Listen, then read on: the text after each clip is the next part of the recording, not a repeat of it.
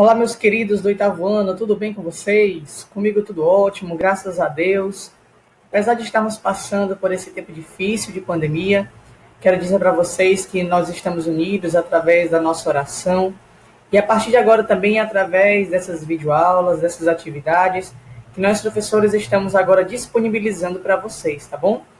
Logo, logo esse tempo vai passar e nós vamos retornar às nossas atividades normais, nossa vida normal. Mas enquanto isso, a gente não pode parar, não é verdade? Então, nós estamos começando hoje com a primeira videoaula, onde nós vamos estudar os triângulos. Vamos conhecer os elementos do triângulo? Bem, vocês podem ver, temos aqui um triângulo e temos algumas letras. Vamos entender o que representam cada uma dessas letras, tá certo?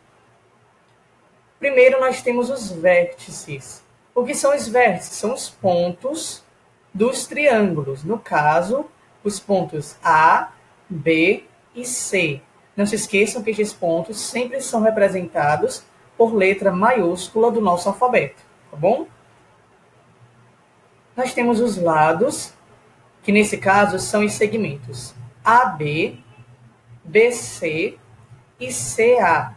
Não se esqueçam também que cada um destes segmentos é representado com um tracinho em cima, para indicar que representa um lado. Nós temos os ângulos internos, que nesse caso são os ângulos ABC, que representa o ângulo B, o ângulo BCA, que representa o ângulo C, e o ângulo CAB, que representa o ângulo A. Perceba que o ângulo ABC é o ângulo verde, o ângulo BCA é o ângulo azul e o ângulo CAB é o ângulo vermelho. E nós temos os ângulos externos, que são os ângulos de fora do triângulo, que nesse caso estamos representando por letras minúsculas. São os ângulos A, B e C.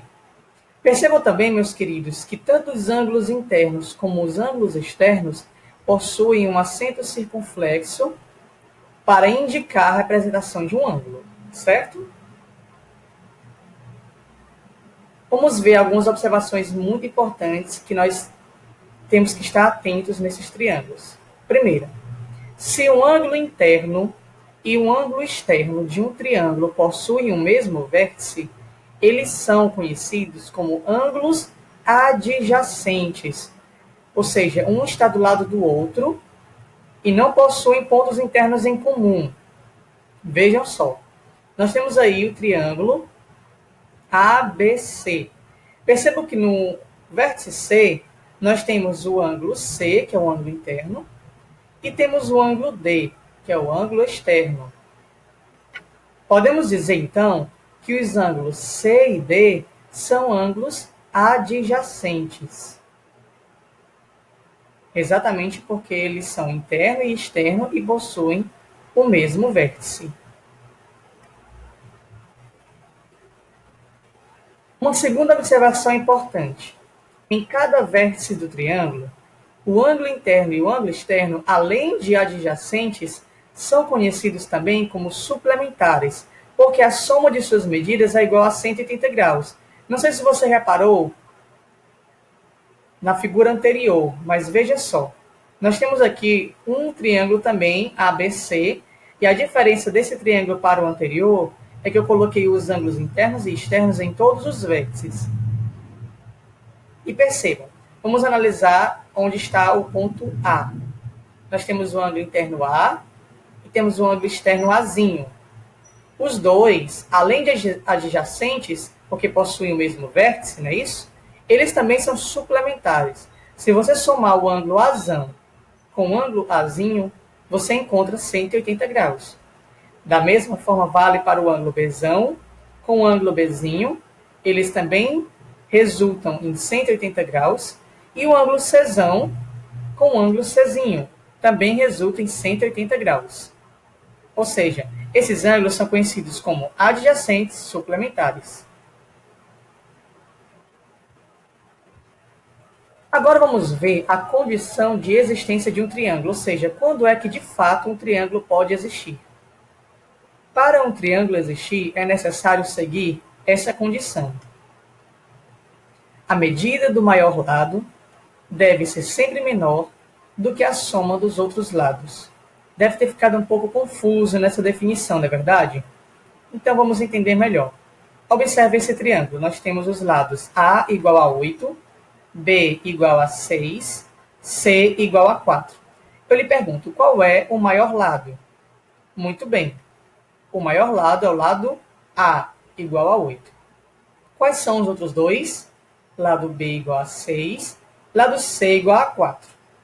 O que você vai fazer para saber se esse triângulo pode de fato existir? Você vai somar os dois lados menores. 6 mais 4 igual a 10. Logo, o lado maior, que é o lado 8, deve ser menor do que essa soma. Bem, 8 é menor do que 10? Sim, então está ok. Esse triângulo pode existir. Classificação dos triângulos. Quanto aos lados, os triângulos podem ser classificados em equilátero, isósceles ou escaleno. Quando é que um triângulo é equilátero? Quando ele tem os três lados congruentes. Não sei se vocês recordam, mas a palavra congruente significa igual. Então, o triângulo equilátero ele tem os três lados iguais. O triângulo isósceles é quando ele tem apenas dois lados iguais. E o triângulo escaleno é quando todos os lados são diferentes, ou seja, ele não tem lados congruentes. E quanto aos ângulos? Eles podem ser retângulo, acutângulo ou obtusângulo. Quando é que ele é acutângulo? Quando ele tem três ângulos internos agudos, ou seja, todos os ângulos são agudos, é esse triângulo do meio, tá certo? Quando é que ele é obtusângulo? É quando ele tem um dos ângulos internos obtuso. Perceba que esse ângulo do canto inferior esquerdo, ele é obtuso. Então, esse triângulo é obtusângulo. E quando é que ele é retângulo? É quando ele tem um dos ângulos internos reto, ou seja, que mede 90 graus. Vamos praticar um pouco agora, para a gente ver se nós entendemos essa matéria, tá bom? Bem, no primeiro exercício, pede o seguinte. Observe a figura e determine os três ângulos internos do triângulo. Pronto, nós temos aí um triângulo, vértices A, B e C. Nós temos os ângulos internos x, y e z. E temos os ângulos externos 100, 120 e 140. Como eu posso determinar os três ângulos internos desse triângulo? Você já sabe?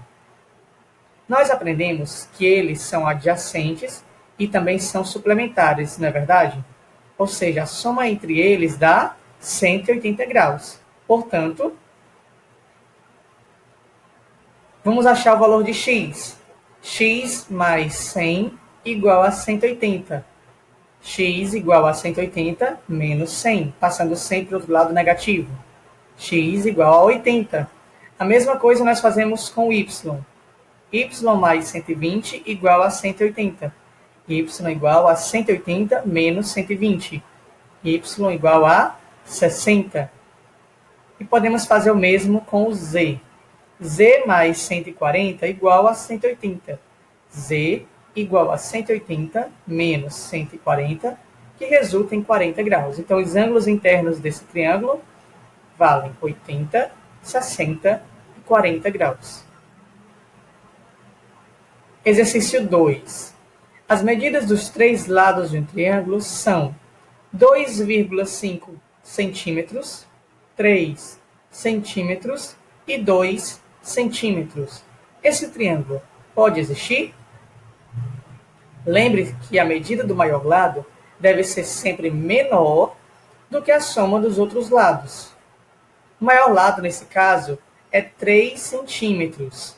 Então, ele deve ser menor do que a soma de 2,5 com 2. 2,5 mais 2 é 4,5. 3 é menor do que 4,5? Sim.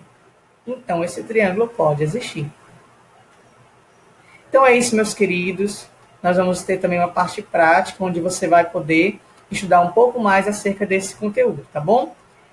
E eu finalizo esta videoaula com esta frase de São Vicente de Paulo: os grandes propósitos são sempre atravessados por diversos obstáculos e dificuldades. Que Deus abençoe vocês. Bom estudo. Até mais.